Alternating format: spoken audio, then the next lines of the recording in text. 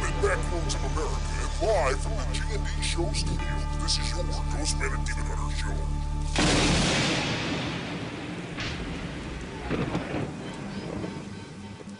Doesn't that sound exciting to you?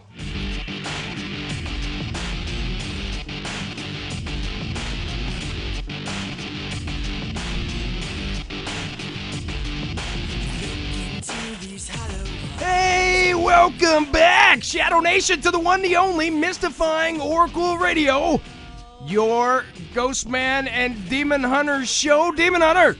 Ghostman! What's going on, buddy? Oh, I'm good. I think you took me out there for a second. I think I did. I brought you in right at the right time now. Yes, you did. See, I did. I'm very smart on the cue. I don't know. Hey, special thanks to all our homes, all our sponsors, Stitcher, Smart Radio, Planet Paranormal, Action Audio Apps. They want to know, are you listening? Check them out, actionaudioapps.com. The SYL Project, give some love, share some love today. Help them out, guys. The SYLproject.com. ParanormalA.com. Paranormal A Canadian Network. Thanks, everybody, for being so cool. We like when you're cool. We do like when we're cool. Did you say something there? I had to mute it so you didn't hear me. No, I just didn't know how far along we were because you had me muted, so I couldn't hear the music. So I'm sitting there going, "Yep." I'm just sitting there doing the Jeopardy theme song. It's like waiting in the back room, like our guests. They're waiting for the green light. They're in the green room. Yes. We got to have a green room. We have a green chat room. We do have a green chat room. It's probably an empty chat room once again. No. People listen to us on archives, we found out. That was amazing to find out, Sean. It was. They don't want to listen live. They must have lives on Sunday nights. How dare they? Must be nice, huh? I want a life. I kind of want a life, too. Hey, speaking of it, the fall here in beautiful Indianapolis, Indiana, is in the air, my friend. Is it? It's officially in the air. Is it out there in Connecticut? It's always fall there. We're fighting it out here. Well, yeah, I would too, because what fall? We had such a hard winter the last couple of years. Fall's and now beautiful.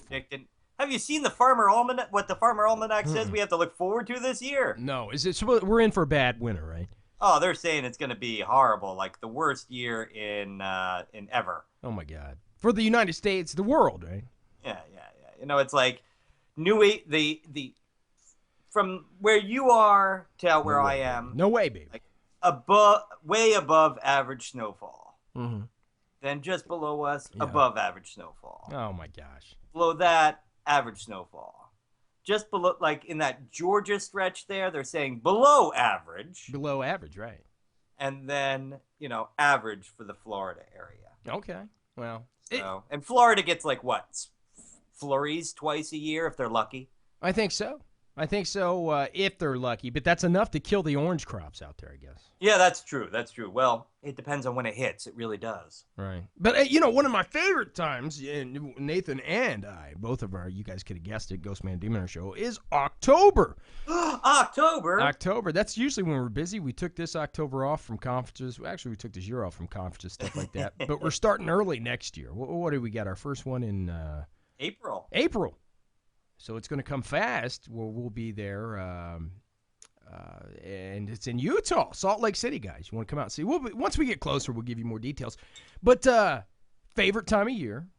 Yes. And you're like me when it comes to this, brother, is pumpkin beer, fall beer. Oh, I saw a little clip there, Sean, that you're testing some pumpkin beer. Oh, my God. Let me just say, King.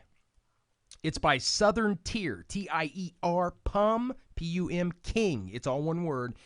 Most amazing bottled October pumpkin beer I've ever had.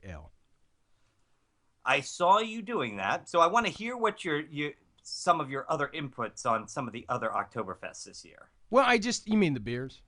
Yes. Well, I'm sorry, the pumpkin beers. I bought the Pumpkin, and I did a write-up on... Did you see the write-up I did on Facebook? I did.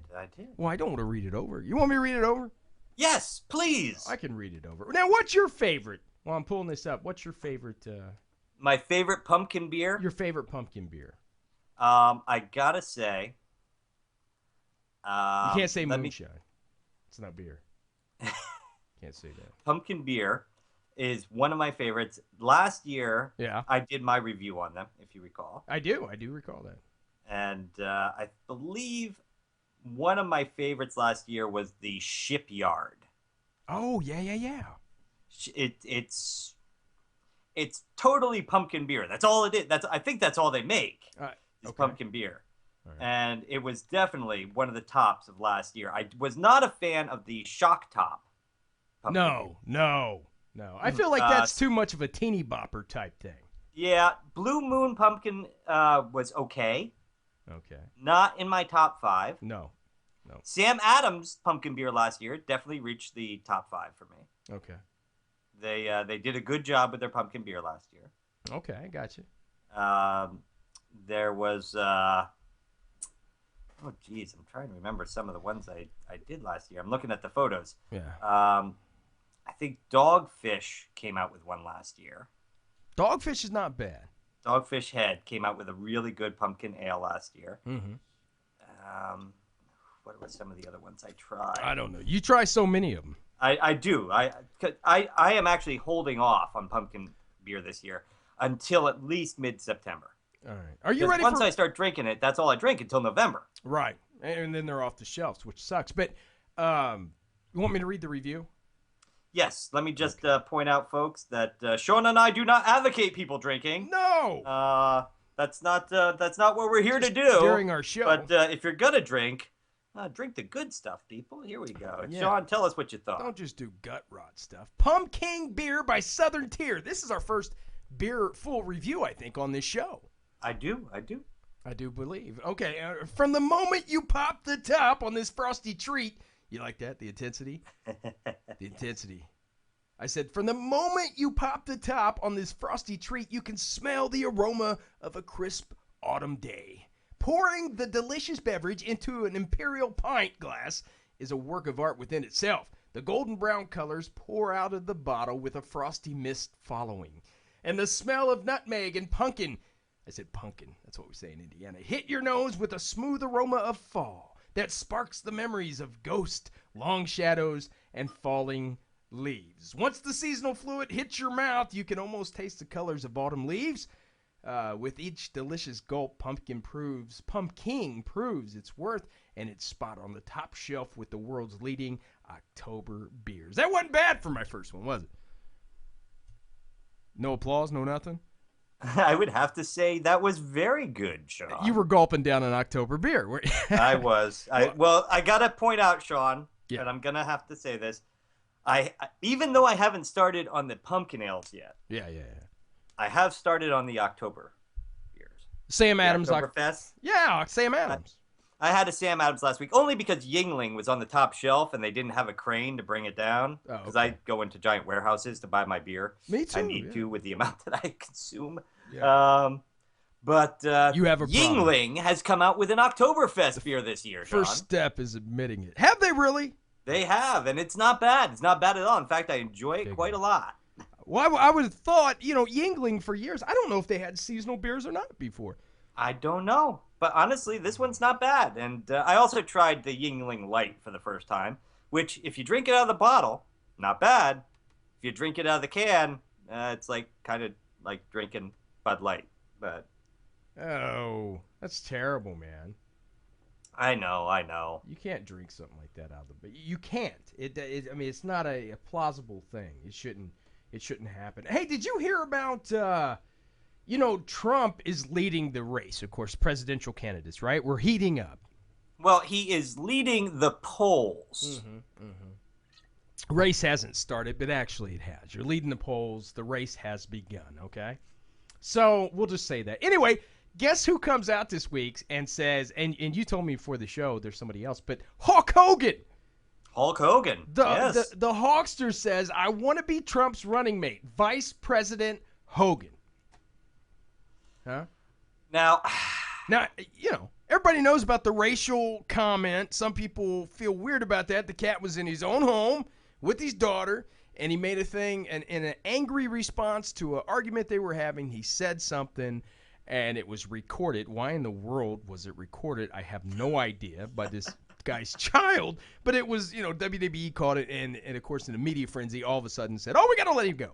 which I would think would be a lawsuit because what happens in someone's home, but, non-union. I don't know if WWE's union or not, but I don't know. There's a lot of, I think that WWE, yes, definitely union. Are they really? Yeah. I didn't know that. Well, they're an entertainment thing, so it's not so much, what are you going to unionize there? You all work for the same people. It's right.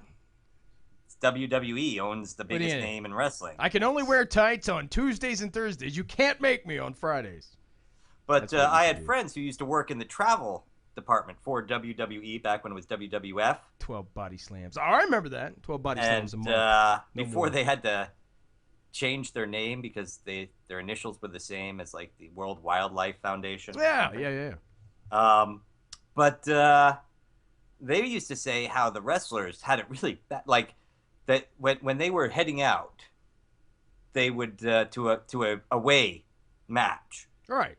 They would book them flights on a plane, and these are big guys, and they would always put them in like stewardage, in the in the tiniest seats they could find.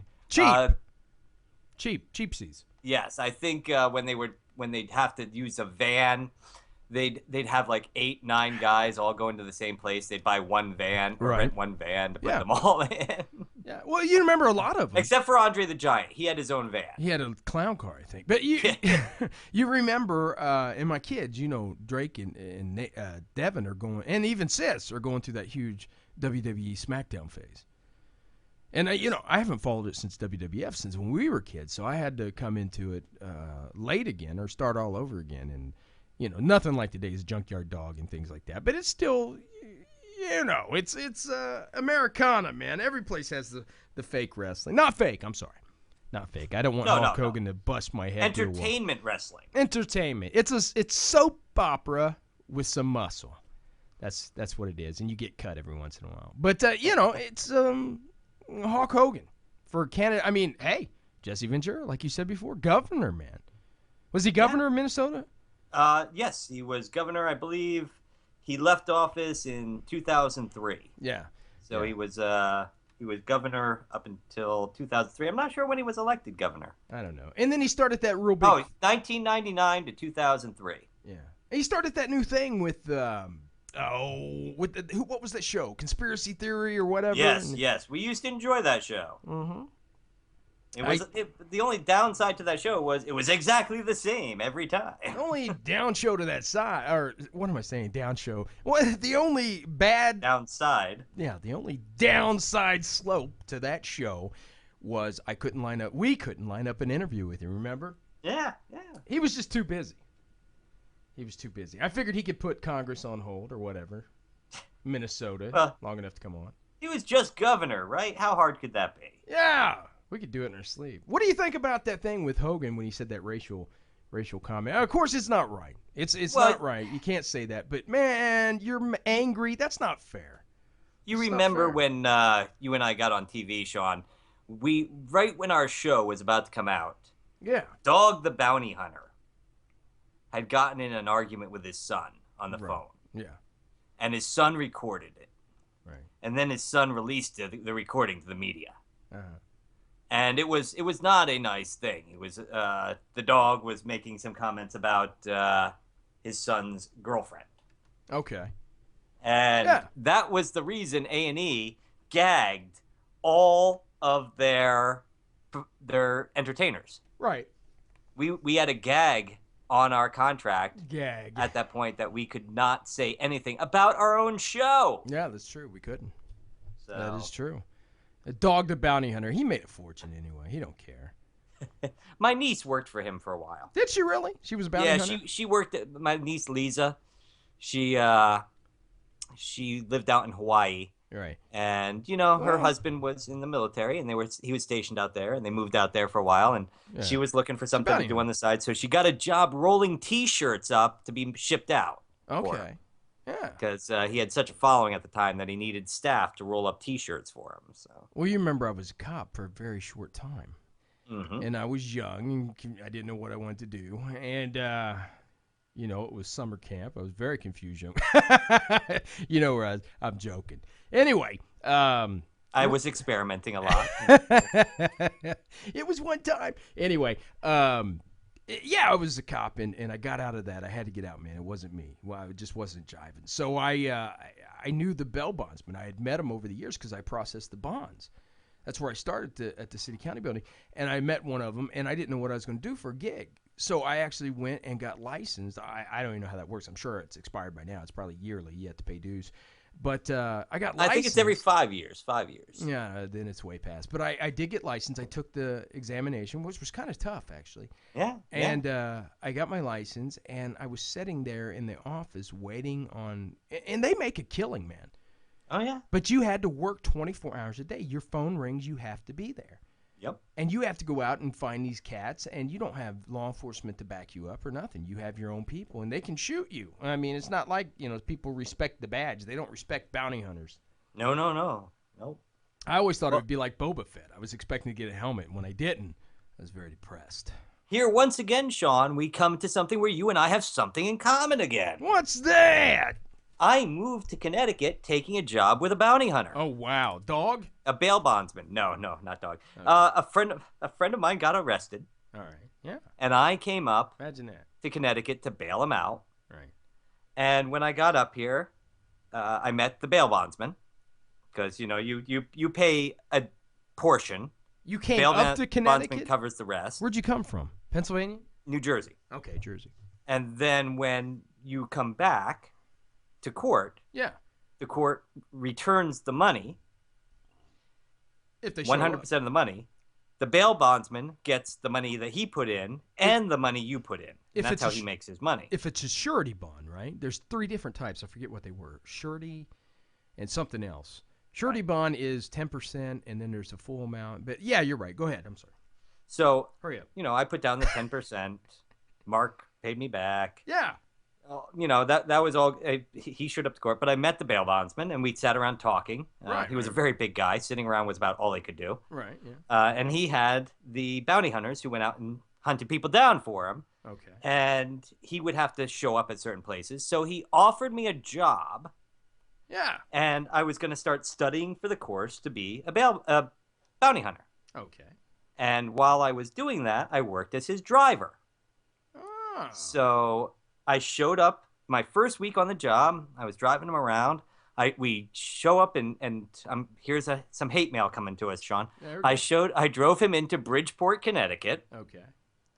And anybody who knows Connecticut or has watched Family Guy, they know the joke about Bridgeport, but it's true. Is that land of outlaws or something out there? Oh man, it's Is it really? It's bad. You wouldn't think Connecticut bad. would have trash, You're Connecticut. They're not trash. It's not a trash, Sean. It's our city. It's our inner city. Yes, it's our problem. Everybody has an inner city. Right. And I show up. I'm walking around the car to open the door for him, and shots fire. Oh my God. And I down? ducked behind the car, and I made it through one more day after that. And I was just like, you know what? This isn't for me. It's done. I don't feel like getting shot at. I don't even have a vest on. Right. He didn't give you a vest? Well, we weren't going on a job. We were just going to talk to somebody about their bail. Oh my God. So it was to bail them out, and it was just one of those things where I'm sitting there going, to go and deal with these people in the first place, you have to go into the worst part of town. Right. Did you have a lady with ginormous cleavage? No, I did not. I thought that was standard. Did you? No, it was all dudes. That's why I quit. I can't do Sausage fest in here. Hey, did you, first of all, Demon Hunter, you know what time it is? Let's see. It's about 7:20, I suppose. Tonight's guest! Oh, there we go. You like that, don't you? I do. 9 years, you should know what time it is. Tonight's guest, it's his 6th birthday. He has been mesmerized by the art of magic. He would grow from a young man in the bluegrass state to become one of the greatest magicians and illusionists the world has ever seen. From packed theaters in Las Vegas to performing for the President of the United States and the Queen of England. Tonight's guest has thrilled and amazed the young and old alike. Tonight, Master Magician, Illusionist, Mr. Lance Burton is going to be in house, Nathan. Woohoo! We're going to pull back the red curtain. We're going to go backstage and we're going to talk to him. He's also going to talk to us about some never-before-heard paranormal experiences that Lance has had. Really? Yes, only at the home of the mystifying oracle of radio, you guys guessed it, your Ghostman and Demon Hunter show.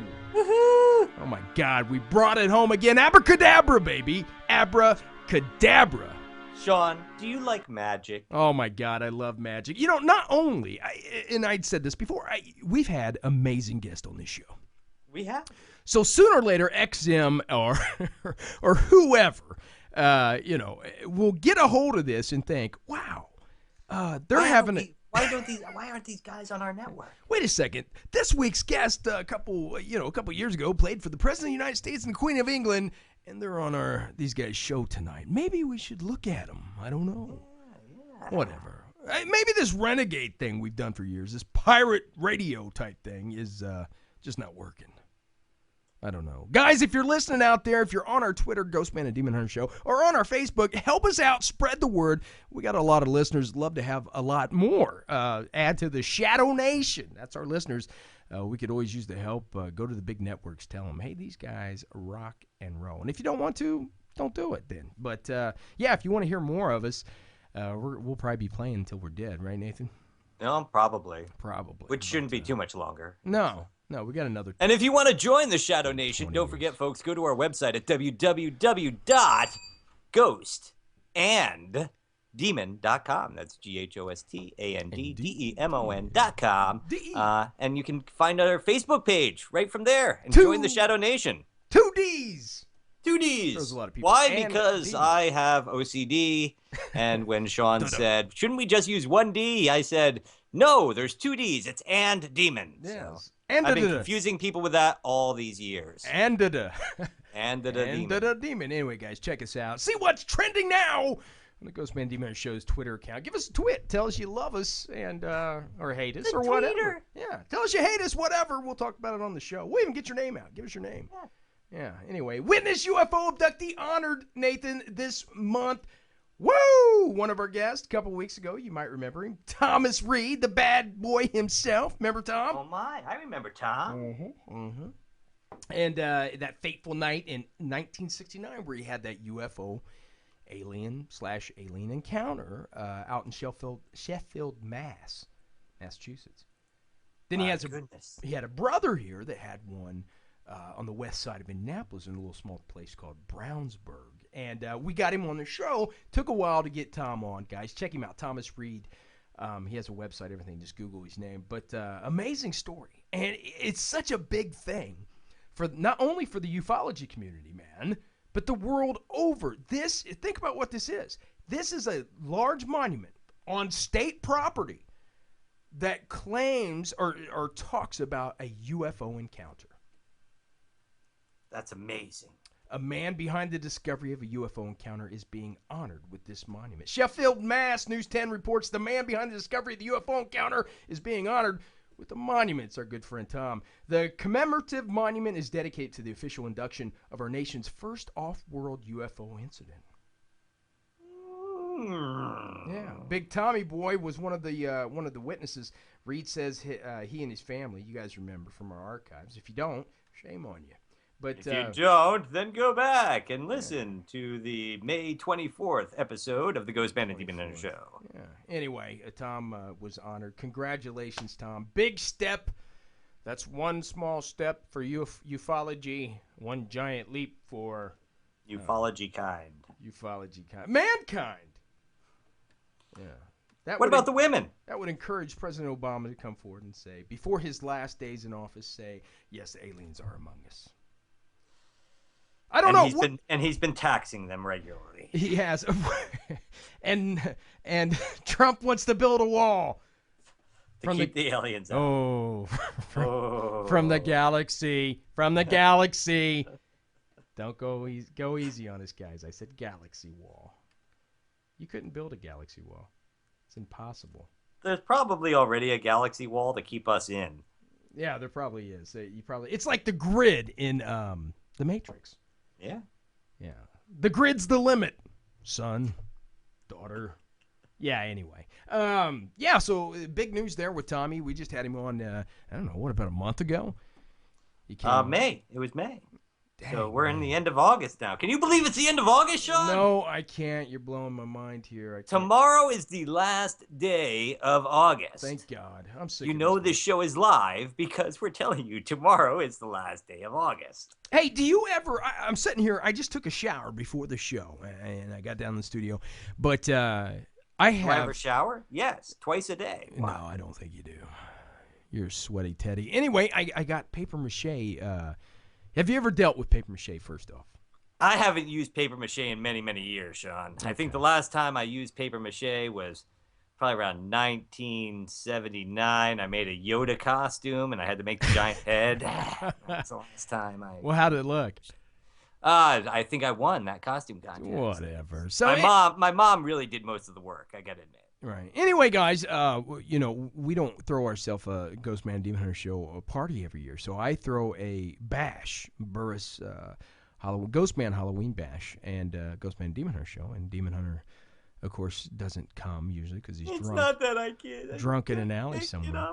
But every year I try to work on something new because I love doing that stuff, man. If I could make, like your friend that just came on a couple weeks ago from Sci-Fi Channel's Face Off. Tyler. Yeah, Tyler Green. Tyler Green. If I could do that for a living, oh my God. Well, I don't know, deadline, stuff like that. But anyway, I'm getting off topic. Out in the garage right now, I have almost an 8-foot tall pumpkin man, a pumpkin head. I built the body out of, I tore up an old skid at work, one they weren't going to use. And I seen it on Pinterest or wherever the heck it is. You always see cool stuff. And I built this thing, man, 8 foot tall. He's going to be standing up. I built the frame. I used chicken wire to outline him, and I'm currently in the process of paper mache. Got the first round on, and he looks awesome, man. And I love it. I enjoyed it so much. I use paper towels, guys. If you're going to get in paper mache, don't cut up the strips of actual paper. Use paper towels. Not newspaper, but yeah, man, he looks awesome. And it helped me get into the mood for Halloween, even though it was like 900 degrees here in Indiana today. So it was a stagnant heat today. I don't like that. You think it would be, my cousin's in Florida right now. Shout out to my older cousin, buddy. I hope you're being safe. Now, Hurricane Erica is blowing through there this week, but it dissipated, right? Yes. Dissipated. It dissipated. I'm not pronouncing things right. My God. Yeah, but it did, but they're still going to get the heat off that thing, so... Hopefully it's going to blow into the Midland a little bit because when it gets here, it'll be nice and breezy, you know? Anyway. Hey, one more thing I wanted to talk about before you take it over. Bigfoot instructor wants to open a learning center on creature environment in Winlock. Now, this is our buddy came on a couple weeks ago, too? Yeah. These are some heavy hitters, man. How come everybody's getting all this news and these raves and this popularity and like schools, and nobody even knows who we are? I don't know. Our buddy Mitchell Townsend, guys, the gentleman that came on the show, says he might have the link, the missing evidence for the Bigfoot, the existence of Bigfoot. And he's trying to get it tested and everything else, and it could be a big deal. But anyway, he's trying to do this. Dow supportive of concept, which has been presented at 2 council meetings. So the mayor, Lonnie Dowell, is supportive of his concept. Yeah. Anyway. That sounds good. Yeah. The Winlock area man wants the town to be a home for the research and education center about environmental issues and conservation, Native American culture, and Bigfoot. He's going to throw that in there, buddy. This is about... My. I wonder how he presented that. Like we present our show to most guests. This is about entertainment. This is about, supernatural and... it's a little off color sometimes. But come on over, what's right? So he was like, well, this is about conservation, Native Americans, and Bigfoot. Okay, so are you interested? Hey, Sean, here's a question for you since we were talking about Halloween before. Tell me. Do you dress your pets up for Halloween? No, I got a cat. I'd get my eyes clawed out. I couldn't do that. I couldn't do it. They're coming out with all these great cat Halloween costumes now, though. Yeah, but see, I don't think I could do it. You might be able to do it. Your cat's pretty tame, but mine... One of my two of my cats would let me get away with it. One of them would rip my eyes out. Yeah. But you have a dog, too, right? I do. I have a... No, Ellie passed away last year. Oh, no. Well, you knew that. My God, I did. man. I forgot all about it. We do a show. Thanks for pulling the wound open. Oh, that's okay. You want me to rub some lemon juice in it while I'm at it? Yeah, throw some salt in if you got it. Anyway, what was you going to ask me? That was what I was gonna ask you, if you dress your pets up for Halloween. Well, do you dress yours up? Sometimes. No, you don't. For Christmas, they all get antlers. Oh, wow. How do you staple antlers to a cat's head? You staples. Well, that's what I said. Well, yeah. I mean, do they squirm or? Oh, They do. They do. They don't like it at all. animal rights activists pay no never mind to Nathan. Hey, 8 freaky urban legends. I want to hear this, man. You got 8 freaky urban legends? You're gonna make me go over there and find that now. Did you see I emailed it to you? So if I make any mistakes, you can follow me. You can follow along with me. I am going to follow along with you. Should I start at number 8 and work my way down, or Start at 8. Start big. let's start go at 8. low. Let's start at Yeah, the do it. 8. All right. Well, The shadow in the corner. Shadow knows. Shadow people, legend of urban. The League of Urban Legends express the entire universe of creepy folklore, revealing around obscure visions of and shadows that appear to people quickly. Yeah. Yeah, you and I've seen shadow people, right, Sean? We have. Obviously, We have seen them. the story of shadow people doesn't prove that it's real, but But it is. but people think twice the next time they just dismiss seeing that little thing out of the corner of their eye, because at least Scotty, beat me one up. case has turned out to be allegedly true. What case is that? A case in Japan, a man who Scotty, lived beat me up. alone in his apartment began to suspect that somebody else was present there with him, Oh my God. moving things around, stealing food, Who's seen it? He Anybody? decided to set up surveillance cameras, and sure enough, he captured footage of a woman slithering out of the cupboard. What? The woman was a 8-year-old woman, Oh, that's right. We read that story on the news. yeah, Yeah. who was homeless and admitted to police that she'd been living in in the man's home for a year, lurking behind him just out of the eyesight, living in the closets and the cupboards. And they now are happily married. For the gangbang. I'm here for the gangbang. But no, it's one of those Yeah. things you hear about that people swear they're seeing somebody through the corner of their eye. Yeah. Swear that You- this one happened to be true. So Haven't you ever heard your name? You're sitting in the chair. I've heard that before. I've had that happen. You know. You're But- sitting there, or you're driving in your car, and all of a sudden you hear Nathan. Yeah. And of course, What? let's Who? let's play the cynical skeptic role. That's just your mind. But I'm open to Yes. everything, and I have no idea to know that. But I'm going to go ahead and say that that's what it is. Hey, how about number 7? Did I make fun of the cynical skeptics? You made okay. Okay, well, But let's face it, you're a believer. So I am a believer. No, I number am, seriously. 7, frozen solid and surviving. Oh my God. Legends of people being frozen solid and somehow living have persisted over the centuries, with scientists maintaining that it is not medically plausible.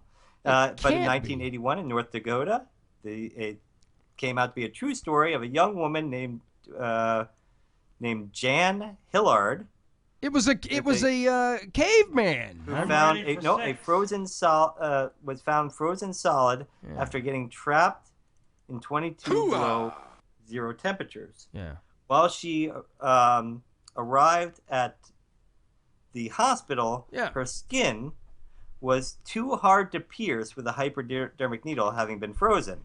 Her temperature was too low to register on the thermometer. Her face was ashen. Her eyes were solid and did not respond to light. I can explain why she survived. I can't explain why she survived, said Dr. George Sather, who treated Jan. So apparently, she literally got frozen solid and was thawed out. But she wasn't dead. No, she wasn't dead.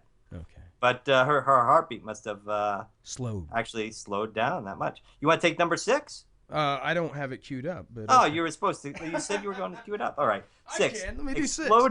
Exploding whale I'm not doing my job. that rained blubber. Exploding well. You might have heard of this one, Sure. or you may not have. Many organizations have posted this information. As it turns out, the beached whale that had died and was starting to smell, and they decided to blow it up to get rid of it. Oh my God.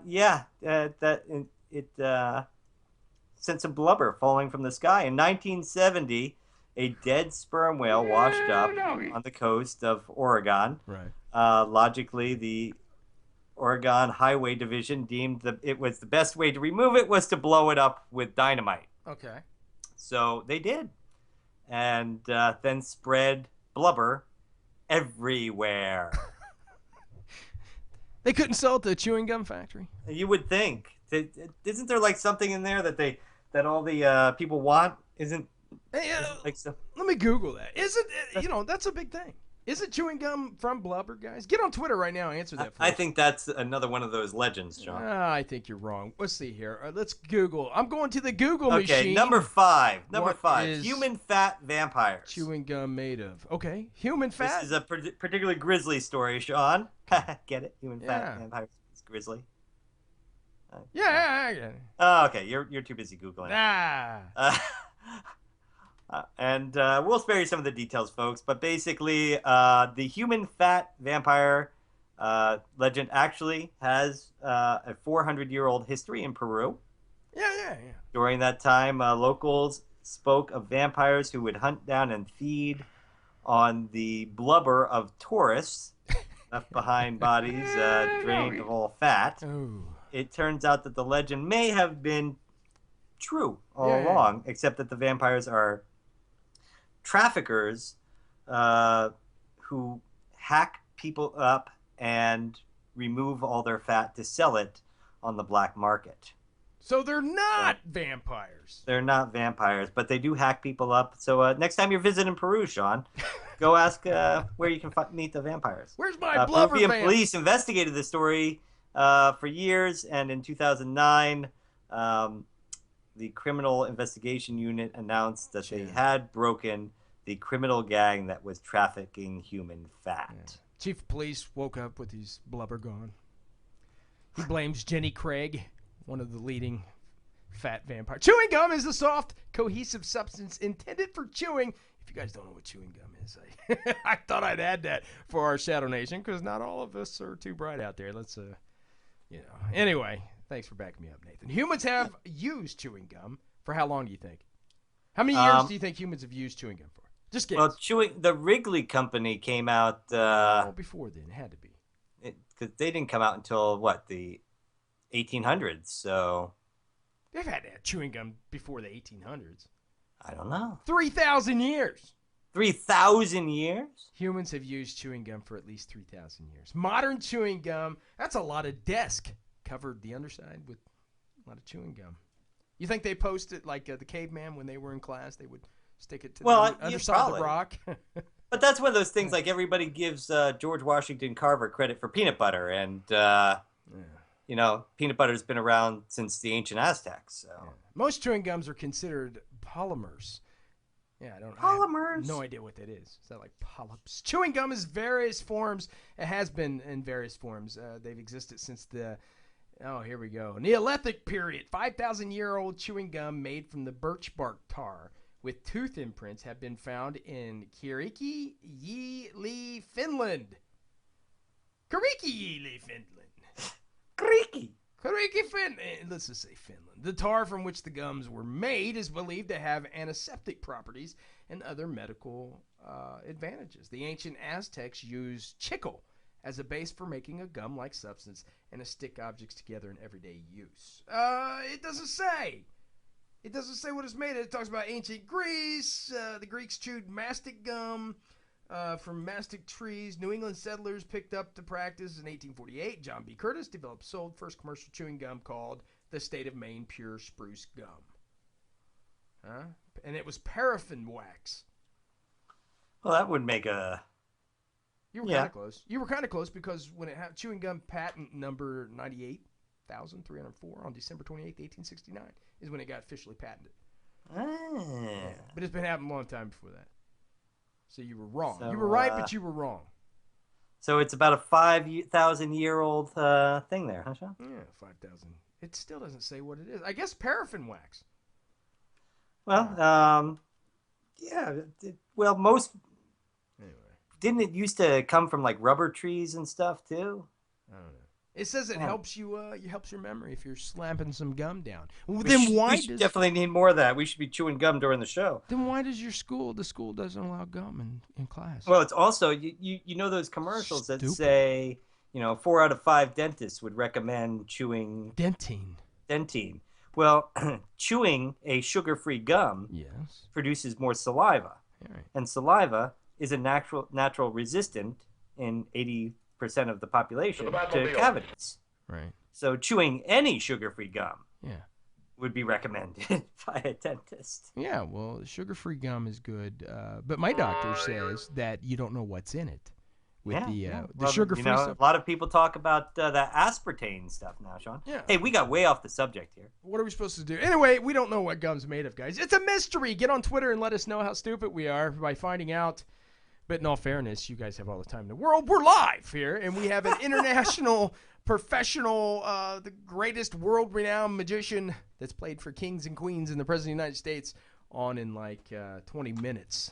Actually, hey, Sean, just to read off the last 4 of these so that people don't get left saying, once again, they cut off in the middle of their list. Number 4 was the Crosby, the real-life boogeyman. Who says that?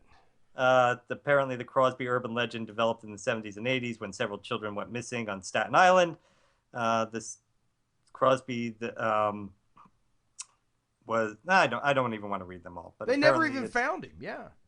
It was based on real life. Number 3 was the legend of the Dog Boy. The Dog Boy's real. Incredibly, the Dog Boy legend is mostly real and is based on the life of Gerald Floyd Battis, who actually added on to the family home so that he could save more stray dogs and cats from being tortured. I don't know what that's all about, but the Collector. Remember the legend of the Collector? They made a movie. Where he captured people and his neighbors and everything, and I guess it's a Russian urban myth based on a real story. Yeah. And the last is the Green Man or Charlie No Face. Yeah. If you go on to the Highway Diner in Western Pennsylvania and ask about the Green Man, you might hear some silverware clatter to the floor. The Green Man or Charlie No Face is a long-standing urban legend that apparently based on a real person, Raymond Robinson. Okay. So we got to try that out. Yeah. Anyway, let's try. Demon Hunter, we've sandbagged the show long enough. You think so? In the news. Wait, that's tonight's guest. Let's try this. In the news. It's always fresh.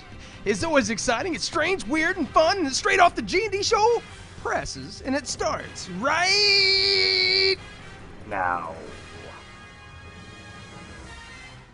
Ooh. Nice. Hey, I got one. First up, I don't know, my computer here or my tablet's doing something weird. I have no idea. Mine too. I was just trying to bring up the stories and it's freezing up on me. Yeah, I have no idea. Let me start us off here, guys. If I stop halfway through. Topless women controversy, a message to parents visiting Times Square. Ladies, we are behind you here. If you are looking for Disneyland, then you are in the wrong state. This is New York Times Square, baby. It's a public space. And in New York City and New York State, being topless in public is legal. Did you know that? I did know that. Yes, actually I did, because you can go through Central Park and see people topless. It's freaking amazing. I'm moving. It's amazing. It's art. It's art. Anyway, it's legal. If businesses are upset that the law is hurting their bank accounts, then they should get the politicians to make Times Square private, which is what I presume they are trying to do. In the meantime, let's all stop pretending that the painted women in Times Square is a violation of anything real. It is only an offense to... There goes my internet screen. Here we go. I'm rebooting it right now. This is crazy. It's only an offense to people who come to New York City, many with kids, and want it to be an escape from reality. Well, New York City is reality, and we respect civil liberties here. So, ladies, I support your right here at the Ghostman and Demon Hunter show to be topless. If you want to show up at the Ghostman and Demon Hunter show topless, Sean is all for that. You go for it, girlfriend. I'll support it. Do you support it? I support it. I support it. I just wish my screen wasn't freezing up here. Well, your screen sucks. Anyway. Yeah, so does yours. Well, apparently the internet, we've had some problems with this today. Apparently Oh, the yeah, we internet's going kind of nutty buddy. Anyway, Mexican man says 19-inch penis is destroying his life. You wish you had that problem, do you? I've been dealing with that problem for years, Sean. Oh, I'm bigger than 19 inches. Like I'm 5'9". Get it? Mexican man says 19-inch penis is destroying his life. Special thanks to the Huffington Post for providing this story. Women fear him, and he is unable to work, he says. Maybe he'll get moved to America and get disability for 19. There you go. Thank you. I can't think right now. I'm excited about Lance. Here we go. A 52-year-old Mexican man says he has the world's largest penis and is making his life miserable. We have a whole industry, sir, here in America that would love to meet you. Anyway, Roberto Esquava Cabrera of Saltillo told Mexican newspaper Vanguardia is the Mexican newspaper, that he would like to be considered disabled because the member leaves him unable to work. His member leaves him unable to work. Did you get that? I got that. All right. Forcing him to live on assistance and scavenge for food. So he's on Mexican assistance, government's, and he has to scavenge for food. His social life is dismissal as well. He says women are too scared to be with him, according to the newspaper. His penis is reportedly 48.2 centimeters, nearly 19 inches long, and the I can't believe this is the news story. Anyway, he sent him a picture of it, like they took an X-ray of it to make sure it was right, I guess. Anyway, he says it's causing damage. The Mexican government's saying, here's some money. And Cabrera said he wanted to at least be recognized by the Guinness World Records, but an official told the UK's Daily Star that the organization has no such category. I find that hard to believe. I mean, you got a fingernail category for the lady that has the longest disgusting fingernails, but you can't do that? I guess that falls under a special category, Sean, that Guinness does not. I don't know. Is your computer still messing up? Yeah, but I got a story here. I think I can get it from the UPI News, Sean. Yeah. Shotgun shell designed to take out drone threat. Okay. If you just bought a nice new $300 drone, Sean, no. Be careful, because in Boise, Idaho, on August 28th, an Idaho company is marketing drone munitions. Shotgun cartridges designed. Oh, but I forgot to tell people, Sean, it's the G&D Jiggy game. That's right. When Sean and I make a mistake, you take a drink. That means there's going to be a lot of mistakes because we haven't read the stories yet. And we do recommend that if you are listening to the G&D show while driving in your car, please don't play the G&D drinking game. And if you're doing something important like, say, reading the news tonight, please listen responsibly. So, hey, an Idaho ammunitions company is marketing drone munitions. Yeah. Shotgun cartridges designed to blast unwanted drones out of the sky. Oh, no. Ammunition company Snake River, I guess that's the name of the company, started shipping the specially made 12-gauge shotgun shells this month. Okay. Under the name Drone Munitions. All right. Prepare for the drone apocalypse. I'm ready. The website says. Your personal defense loads, it reads. Okay. With the ability to carry on board cameras, drones are being used for spying on the unsuspecting neighbors and others without permission. All right. The company said with little regulation, have a drink, folks, surrounding the drone use, there is much confusion about what a person may or may not do to defend themselves against drones. Okay, yeah. The company has faced criticism. Well, we know what that's like, Sean. Yeah, from those who point out that it is illegal shooting drones out of the sky under federal regulations. Snake River President Casey Batzoid said that the rounds are meant for self-defense. The self-defense oh my God! portion of the firearm It's hard. use is what covers the real threatening drone situation. Okay. Batzold told Make Magazine. And we expect regulations to come down focused on specifically on drones near the future. All right. I know here in Connecticut, Sean, they've already made it illegal to fly a drone over somebody else's property. They can't do that. They can. They can't. They're going to have to add, you know what? They're going to tax airspace over your property then.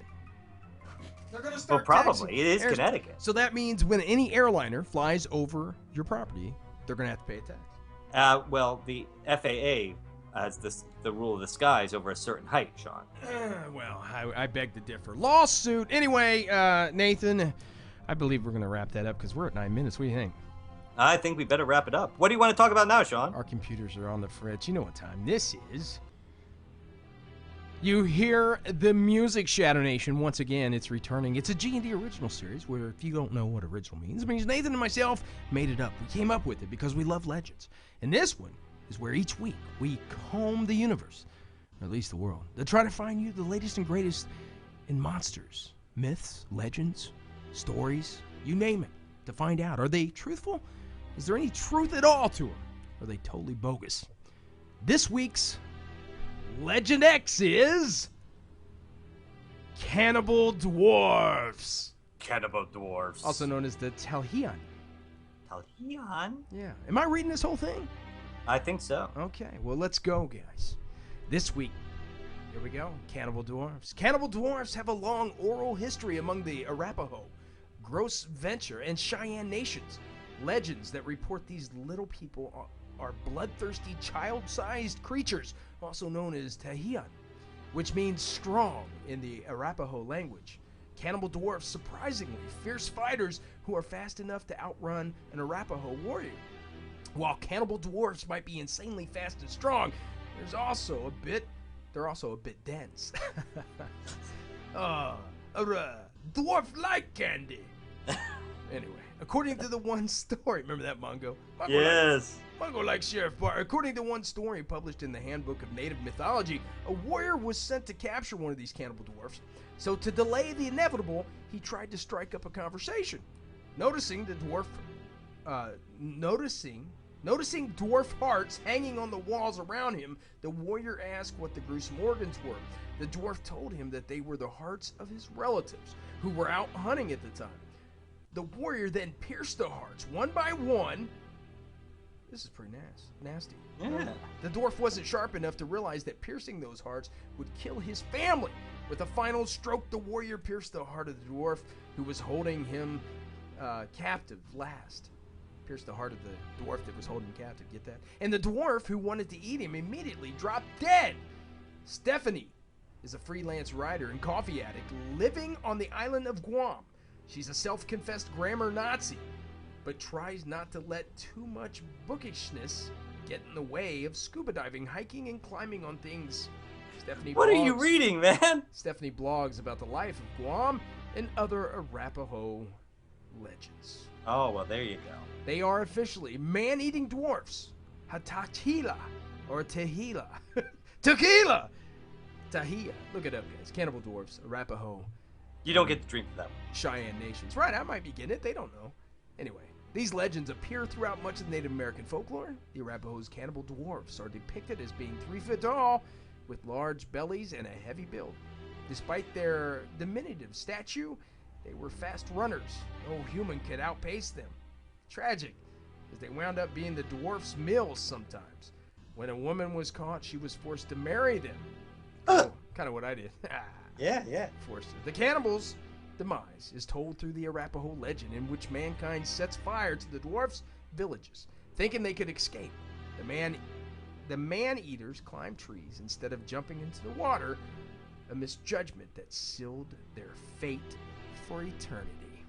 So they're gone? They are gone. They're wiped out. I apologize, guys, talking about the author there, but they kind of threw that into my story. Yeah, I didn't see that when I sent it to you, Sean. Anyway, I said, captive last and dwarf who wanted him eaten immediately dropped dead. Stephanie is a freelance writer and coffee addict. I was like, what's the dwarf freelance writer and a coffee addict? Anyway, guys, this week's Legend X, the Cheyenne Nation, Arapaho Indian, Cannibal Dwarfs. I'm not going to try to pronounce it again, but... Yeah, there you go. Hey, Sean, we got 4 minutes. You want to talk about... Hey, we brought it back, guys. Ah, that's right. Maybe they don't hear the music. It's kind of low, I don't hear guys. the music. You don't hear the music at all? I don't hear. I'll turn it Where up is it? just a little bit. You know what time it is, Nathan? It's time for Rot Talk. Rot Talk. That's right, guys. During the Walking Dead season, the show we know, we love. We changed the time of our show, actually, so we don't miss the start of The Walking Dead. It's where each week on Rot Talk, we tell you what we think's going to happen this week on The Walking Dead. Nathan, take it away. Well, folks, if you hadn't noticed, last week was the start of Fear the Walking Dead. That's right, Fear the Walking Dead spin-off series on A&E. Or A&E? No, AMC. Sorry. AMC. Took a lot of heat. AMC. Yeah, a lot of people were really worried about it. They were afraid of what was going to happen, and it's mixed feelings on the show itself, Sean. I myself liked it. You did like it. Explain why you like liked it, and I'll tell you why you're wrong. Well, I know I feel that a lot of people are caught up on the rotted zombie aspect, and they're like thrown back by seeing people just kind of wandering around eating people instead of them being zombies. Yeah. But this is a throwback. This is explaining to you what happened those 28 days when Rick was in his coma, and that's another movie. 28 Days. Well, that's 28 Days Later was based on the original comic book. No. The Walking Dead, Sean. You think the two shows opened up exactly the same for no reason at all? I do. So you're saying 28 days later, all the zombies are rotten now? No, but they 28 days of flesh rotting. Yeah, they look rotted. Yeah. So, but where I was going with that, Sean, is the fact that I enjoy seeing the zombie apocalypse enter our world. Okay. People unsuspecting what they're... I mean, how many times did you see a cell phone actually work on The Walking Dead? Never. And, you know, watching this, all these people are like watching what's happening on their cell phones. And let's face it, we'd be doing the same thing if it was happening in our time right now. We sure would. So I enjoy that aspect of it. I enjoy the lead actress. I think that the son, who plays the drug addict. Yes, the drug addict. I think he watched, he looks a little bit like Johnny Depp, and I think he watched Johnny Depp play Fear and Loathing in Las Vegas one too many times, because he's playing his drug-addicted self exactly the same way that Johnny Depp played, Hunter Thompson. That's a great movie, man. That was a great movie, but seeing this kid walk stiff-legged and waving his hands in the air and stuff, and He definitely watched Johnny Depp play that movie one too many times. Yeah. But other than that, I really enjoyed it. I think it's a little slow moving, but I'm expecting now that the zombies have appeared, we're going to see it move much faster, and we're going to see the collapse of mankind that would have allowed for it to happen while Rick was in his coma. All right. Well, that's it, guys. It's going to make or break tonight. This is I think this is the big test. Last week was the setup. They're going to see where it goes tonight. I'm excited to watch it. And I got a bad feeling that if it doesn't go well tonight, Sean, there won't be any Rot Talk follow-ups. That's it. Guys, Nathan, we got to go to break, man. Yes, we do. To get our world-famous guest on. Tonight's guest, guys. Tonight, we're going to take you behind the red curtain of the world's greatest master magician, illusionist, and Vegas star. Mr. Lance Burton will be here in studio to entertain the Shadow Nation right here at the Mystifying Oracle, guys. So get ready for that one. I can't believe it. I'm ready. I can't believe it, Lance Burton. Anyway, guys, each week we play an independent band, one we know, we love. We support the little man on here. This week's band is, are you ready, Nathan? I'm ready. Daisy May, name of the song, Drink Beer Till the Day That I Die. Hey, you got to do it, right? Yeah. Anyway, Shadow Nation, Demon Hunter. GhostMan. We'll be back.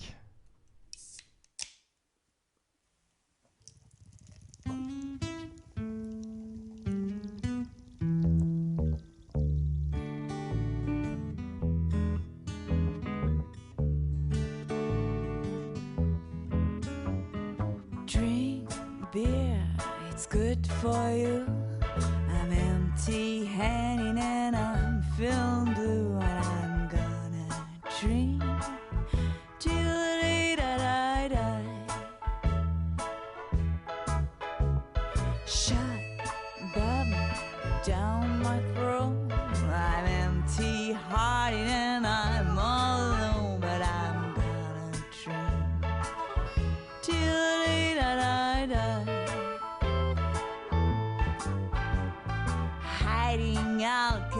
seltzer and my loaded drinks. I'm crying out for your help to stop me from me sinking. No sex, drugs, and rock and roll. My man had left me on the furnace gone, so I'll keep on drinking till the day I die.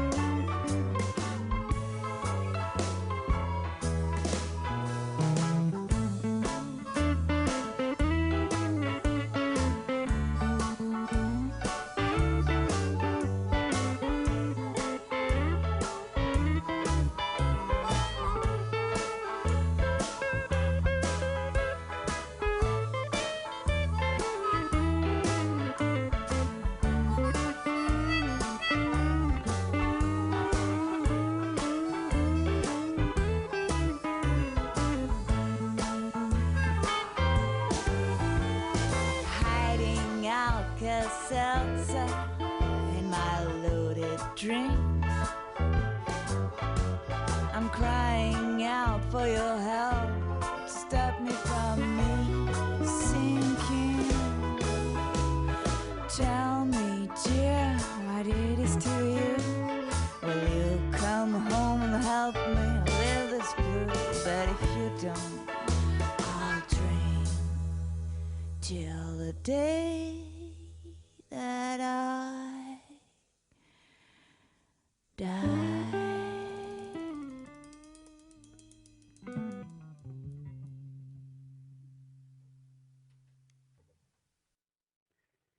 Hello, creeps. It's me, John Kassir, the voice of the Crypt Keeper. And you're listening to the Ghostman and Demon Hunter Show.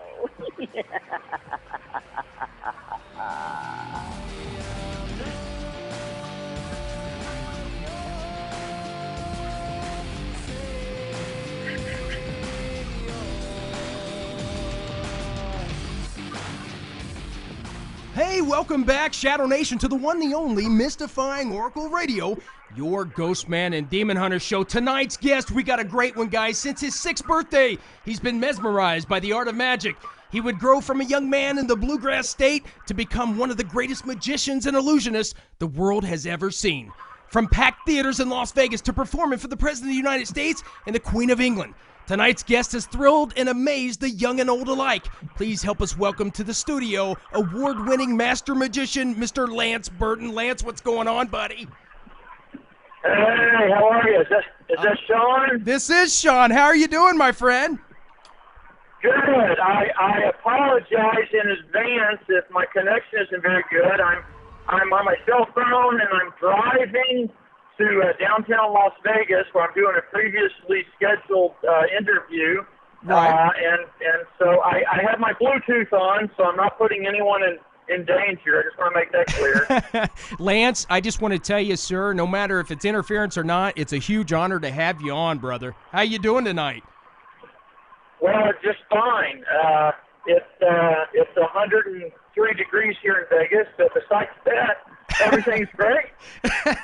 Yeah, I tell you, and I had spoke to Edlin. We've been working to get you on for a year because we're huge fans. And we've had some superstars on here, but you by far are the top shelf to me. I wanted to start out in Kentucky because I'm an Indiana kid, Nathan's Connecticut, and the bluegrass state. How did you get into it? Your 6th birthday. Take us back there. Yeah, I was my mother worked at the Frito-Lay plant in Louisville, Kentucky, making potato chips. And my dad worked at a building supply company there in Louisville. Right. And I was, I think, about 5 years old, and we were at the Christmas party for the employees of the Frito-Lay plant. Okay. And they had a fella that worked there at the plant named Harry Collins. And Harry was, at that time, the sales manager, but he was a terrific magician. And he was doing a magic show for all of the employees and their kids. And I was just fascinated. I'd never seen anything like that before in my life. And he asked for a volunteer from the audience. Well, every kid there, we all raised our hands, wanting to volunteer to go up on stage. But he pointed at me and said, "That young man right there, you come on up." So I went up on stage, and he started pulling silver dollars out from behind my ears. And that was it. I was hooked. And I have to point out, I didn't realize that it was an illusion. Right? You thought it was real magic. I thought it was real magic. I thought that there were coins hidden behind my ears and in my hair and on my elbow all this time, and I just never noticed.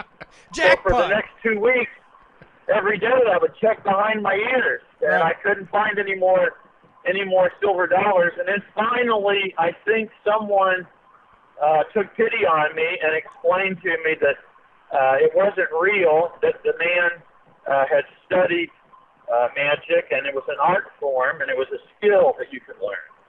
Right. And that was actually good news to me, because I felt, well, if you've got magic powers, if you're like a Harry Potter guy, then you got the powers. And if you don't have them, then you don't have them, and you're out of luck. But if it's something you can learn, you can study and learn how to do this. Now, you have been called a magician's magician from some of the top names around the world. You, in 1977, you first entered a competition for junior magicians. How hard was it to get out of the cornfields of Kentucky, Louisville, Kentucky, to make it to Vegas? I mean, wow. Well, when I was 14, I joined the Louisville Magic Club. We had a club there for amateur magicians, basically. But you had to be 14 years old to join. Okay. So I turned 14. I joined the Magic Club, and I sent in my membership, and I became a member of the International Brotherhood of Magicians. And I got a membership card, and you got a magazine every month called The Linking Ring, and it was all the news on what was going on with magic, and they had tricks in there and articles, and it was very interesting. And that's when I discovered, reading the magazines, that there was such a thing as a magician's convention. Right. And I think I was 16 the first time I attended a magician's convention, and I was just in heaven. It was like 3 or 4 days long, and they had eat shows in the theater every night. They had lectures, and they had contests. And I went to the contest. It was for young magicians, and I watched the contest, and it was all kids my age. Right. And it was fascinating, because here were all these kids, teenagers, and they were all interested in the. Right. I think we're having a little bit of breakup there. Little town there he is. Poland, Michigan, and I entered the contest up there the following year. So that was my first time sort of competing, and it was very exciting. And I rehearsed my act every day for months and months, preparing for the contest. Amazing, Nathan. Now, Lance, I gotta throw this out because, child of the 70s, kid in the 80s, huge fan of Knight Rider. And you got to be the villain in Knight Rider. Yeah. So this was about the mid 80s, maybe about 80, 85. And by this time, go ahead. Yep, I'm here. So it's about 85. At this time, I was in Las Vegas, and I was appearing at the Tropicana Hotel in the Folies Bergère, which was a big French revue show with dancers and singers and showgirls, and I was the specialty act. So I would come out and do my act for about 12 minutes in the middle of the show. It was a really great gig, and one day my manager called me and said, "Hey, they have this role on Knight Rider that they're casting, and it's a magician, and it's the so I want you to come in and meet with the producers." So I flew to LA and I met with the producers, and they were all very nice and really enthusiastic, and I'm sitting there talking to them, and they didn't ask me to read or do an audition or anything. We're talking. I realized the way they're talking, I've got the gig. So so that was really exciting. They gave me the script, and I went home, and they really gave me free rein on the role. The producer said, "Listen, I want you to put as much magic as you can. Just go through the script. Anytime you can find a place where this guy is doing magic, I want you to be rolling a coin, cross your fingers." And so it was really a lot of fun. Yeah. And a great experience. And I got to work with David Hasselhoff, who's a great guy and a terrific actor. The Hoff. And I've met him several times since then. He's always very friendly, very kind. Well, you entertained at many places in Vegas. The Monte Carlo, of course, where you retired from the Monte Carlo, yes?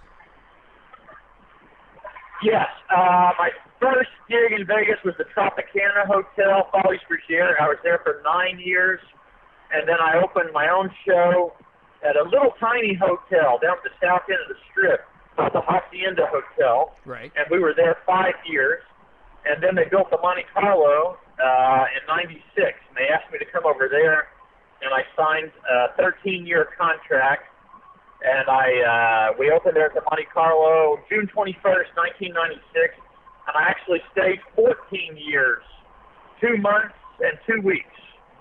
But who's counting? Yeah. That's a long time on stage doing those magic, baby, illusions. But on May 12th, 1994, Lance, you were given the honor of all honors in the magic community. You were given the mantle of magic with people like Thurston and Keller and things like that. I mean, what does it feel like to be? You can't buy this award. You have to earn this. No, it was very surreal and very surprising when I found out. And for people that don't know what it is, this is an unbroken chain of magicians that goes back over 100 years. Yes. Back in the late 1800s, the number one magician in America was a guy named Harry Keller. He retired in 1908, and he named a young magician named Howard Thurston as his successor. Yeah. And Thurston took over the show and built the show into a big extravaganza and toured the country for 30 years. And then when he retired, he named a young magician named Dante as his successor. And Dante took his show over to Europe and Asia and toured the world. Amazing. And when he retired in the 50s, he named a young magician named Lee Grable as his successor. And Lee was touring all over the United States with a traveling magic show. Right. And I was aware of this unbroken chain from being a kid and reading about it in the magic history books when I was in junior high school.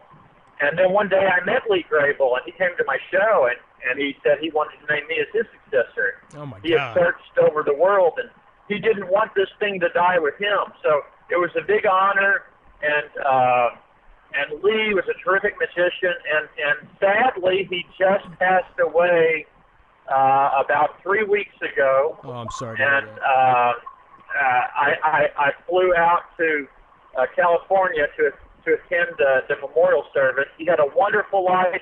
He lived to the age of 96.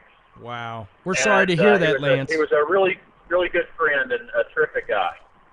The world needs all the magic it can get. Now, we're sorry to hear about that. Lance, I want to ask you, I notice you do a lot of work with fire. Yeah, fire. Yeah, I've watched some of your videos and seen some of your photos, and a lot of fire goes on there. Now, definitely safer than working with a giant tiger, apparently, but you ever get burned? Oh yeah, absolutely. Absolutely, you get burned.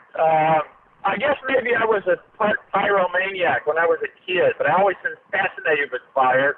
But that's the cool thing about magic is you get to indulge all of those little fascinations you have in childhood. But yeah, you do get burned. About 25 years ago, there was a jewelry company who put together an ad campaign, and it was called Fire and Ice. And they hired me to do these 4 30-second television commercials. And the Fire and Ice, they sent me a storyboard, and it was a picture of a magician, and he had fire in his hand. And then he closes his hand, and in the next frame he opens it up, and he's got a handful of diamonds. Right. So they said, "Hey, can you create the magic for this?" And I said, "Well, yeah, give me a couple." So anyway, I worked on it for a couple of weeks, and I made a video, and I sent it back to them, and they got real excited. I came up with 4 different ways to do this Fire and Ice. They had originally only asked for 2 different commercials, but I came up with 4 different looks, different kind of effects, but it all involves fire. So anyway, I fly to New York, and we shoot these commercials in one day, and I knew I was going to get burned because that's just the nature of the beast. Right. I mean, I knew I was going to go in, and it was going to be 12 hours of doing these fire tricks in front of the camera. So I had on set, I had a bucket of ice water sitting there on the floor. Oh. Out of view. Every time I got burned, I would just stick my hands in the ice bucket. Well, Lance, Sean and I have been working with producers for years, and we can tell you there's no way to work with them without getting burned. Yeah. Exactly.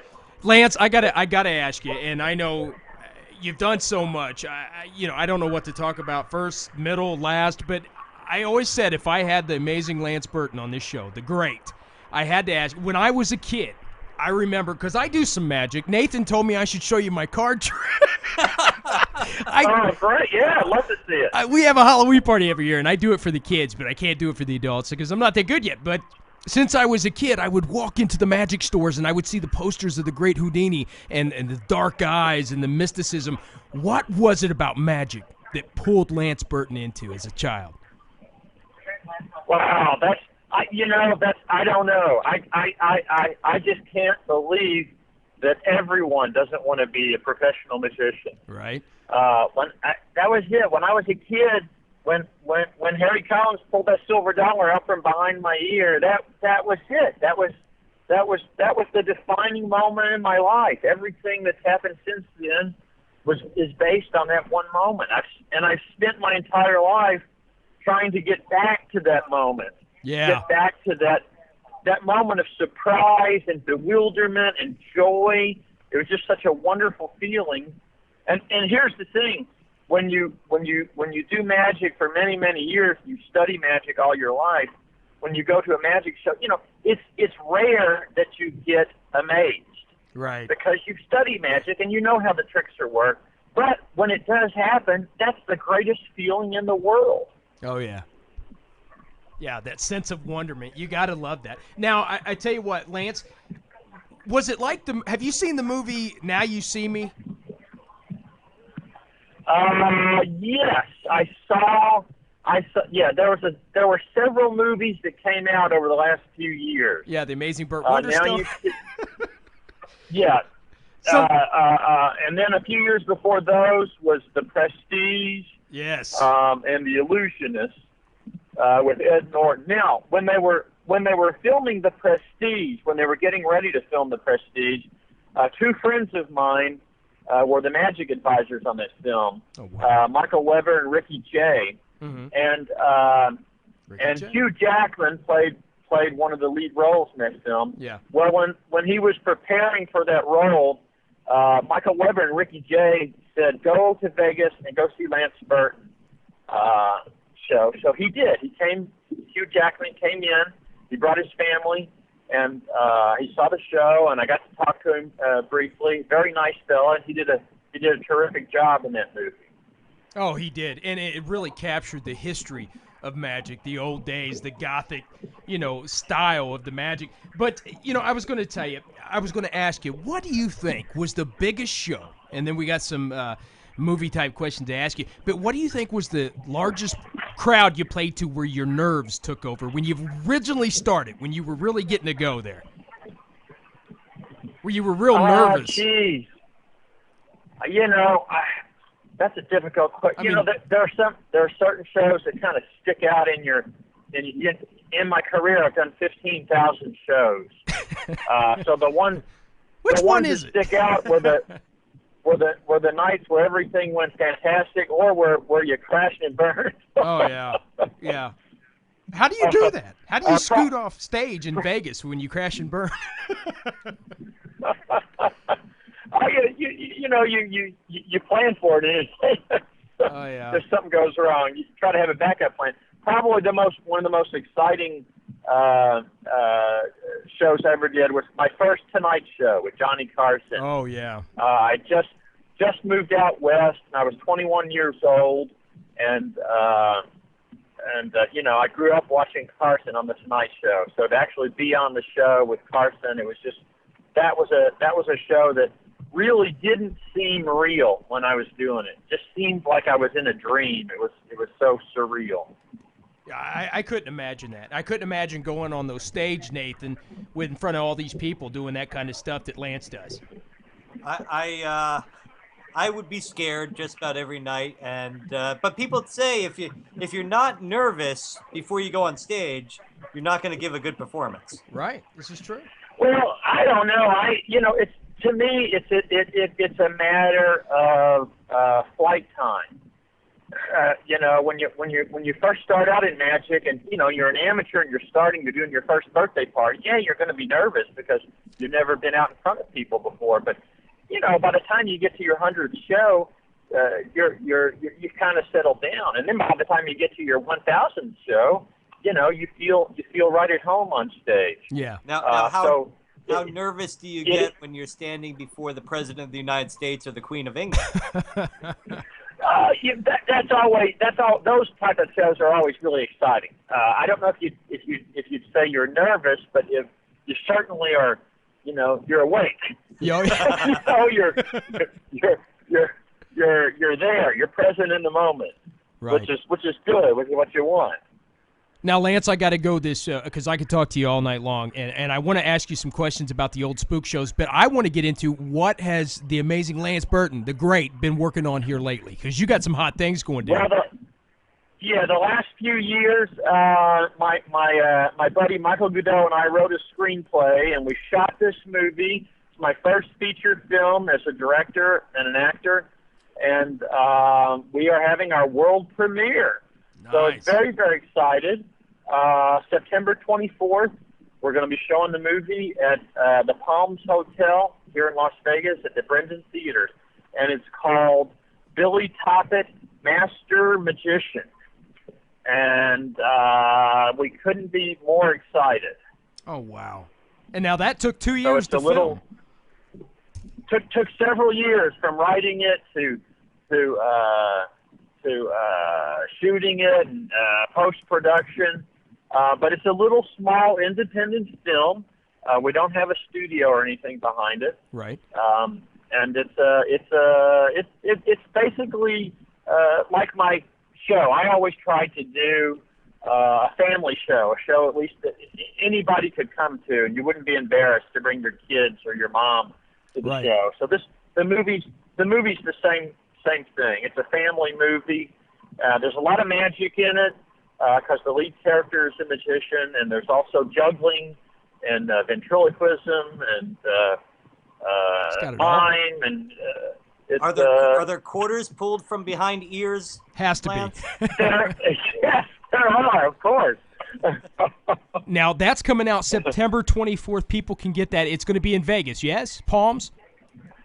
Yes, that's right, at the Palms Hotel. Anyone is welcome to come to the world premiere, and you can find the tickets at billytopic.com. Billy Topic. And the good news is all of the money that we're raising for the world premiere is going to 3 charities that are very near and dear to my heart.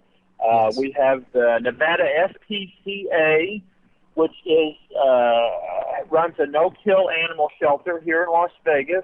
Nice. The Shriners in Las Vegas that are using the money for their transportation fund to take the kids from Vegas to the Shriners Hospital in Los Angeles, and the Variety Children's Charity of Southern Nevada, which does a lot for children with physical and mental handicaps here in Las Vegas. So it's going to be very, very exciting. Well, that's amazing. I mean, you represent us out here in the, I would say Midwest, right there, right? You represent us so well, Lance. Oh, yeah, Indiana, Kentucky. That's it. Yeah. Everybody those says are all part of the same. Yeah, everybody says Hoosiers are just misplaced Kentuckians. Hey, I got it. You got Billy Topic coming out. You have all these things going on. I know you got an appointment. We're running out of time. I told our listeners that we would talk about your paranormal experiences because I've been talking to Edelyn for over a year now, and she's told me that I got to ask you about them. What about aliens, UFOs? Have you had a sighting? I've always been fascinated with the possibility of aliens and UFOs and life on other planets. I don't have any evidence of it, except there was one weird story that when I was a kid that I always remember, and it had to do with my grandmother. My grandmother, on my dad's side of the family, Alvy Burton was her name. She had rheumatoid arthritis, and it was very severe and crippling. And she just couldn't get out of bed. I mean, she couldn't walk. It was that bad. And I remember, and I didn't know about this till later. My cousins told me this story later. But apparently, one day, her false teeth came up missing. Okay. And they kept going to her, saying, "Granny, where's your false teeth?" And she wouldn't say. They said, and they kept, and they were all getting very concerned and saying, "Listen, we got it." And they searched the room, and she couldn't get up and move. They said, so "Where's little Lance?" It was a mystery. They said, "Where's Lance?" Yeah. So she wouldn't say for the longest time, and then finally she was very upset, and she broke down and she told them that, and I can't remember if it was blue or green, but she said either little green men or little blue men came in and took her false teeth. False teeth. And they never did find her false teeth. So it was always kind of a family mystery what happened to her false teeth. and you never went in and just pulled the teeth out from behind her ear. See, Lance. No, it wasn't. It wasn't me. I did not steal my grandmother's false teeth. That's what I was thinking. I could see all these kids gathered around you and say, "Watch this, guys." That'd be 10 cents. Yeah. I don't know, Lance. I know we're running out of time, and I want to keep you over like 2 minutes after the show to say thank you and all that stuff. But is there anything else you would like to tell myself and everybody that loves magic and wants to get into the field? Do you have any advice from the great Lance Burton to give them? My advice is study, go to the magic shop, get some nice magic books, study magic, get a magic set, practice. But the main thing is you go out and perform. And you perform wherever you go. You perform for your friends. You do magic tricks for strangers. And that's it. You just do as many shows as you can. And that's how you learn. And it's a lot of fun. And not everybody, of course, is going to be a professional magician, but it's the world's greatest hobby. And wherever you go, people welcome you with open arms if you're the guy that can or the gal that can do magic and entertain people. Nathan, I have one last thing to say to Lance. I'm going to let you take it. Lance, my dream is to get you back out here in the Midwest and Kentucky and have you bring back the days of the old spook shows. That's my dream. Could it ever happen? Well, yeah, I think I did my fair share of shows, but that's one of the reasons we made the movie. If it's successful here in our world premiere, who knows? It may wind up in theaters all over the world, or you may be able to see it on digital downloads or DVDs. But hopefully it'll be inspiring people to get involved in magic long after I'm gone. Absolutely. Nathan, anything else for the great Lance Burton, sir? I just got to ask, Lance, because we had Reed Masterson on 2 weeks ago. And Kentucky boy, yeah. Yeah, and Sean and I have had this argument for years, and Reed kind of leaned towards Sean on this one, but I got to ask you, do you feel that a lot of young people get involved in magic because they're lonely? Yes. Hey, Sean, one for you, one for me. I think we all got, here's the truth, we all got into magic because we were lonely and we thought, if I can do magic, maybe the girls will talk to me. And they did. So that's the reason we all got into magic. But once we got hooked on it, we stayed in. Maybe that's not why we stayed in the magic. Yeah, absolutely. It's the love of it. But Lance, I know you got an appointment. Can you stay on the line 1 second while we pay the bills, sir? Sure, absolutely. Nathan, anything to add, sir? Sean, I don't know. I wish I could just pour out what I think here, but Lance, what a great find to have you come on the show and be able to talk to you. Thank you so much. Looking forward to the movie. I would like to point out, Sean, for those people who haven't heard, Billy Toppet is, it is a fictional-based film, but it's kind of based on your life, right, Lance? Well, it's a fictional character, but he does live in Las Vegas. He's a magician in Las Vegas, but he's not what you'd call a successful magician. Oh. He performs at children's birthday parties, but he has dreams of hitting the big time. But we both live in Las Vegas and we both love magic. So we share that in common. And I want to thank you guys for having me on. And this has been a lot of fun and letting me talk about the movie. So I really appreciate it very, very much. And if anybody wants to see, you can see the poster, you can see the trailer for the movie at BillyToppet.com. Absolutely. Lance, the great Lance Burton, we love you. We support you, my friend. Stay on the line 1 second. We'll close out the show. I'd like to point out to you, Sean, and all our listeners, too, Lance was the magical coordinator for the Oz the Great and Powerful. Oh, so, wow. Right there. Oh, yeah. All right, guys. That was a fun gig.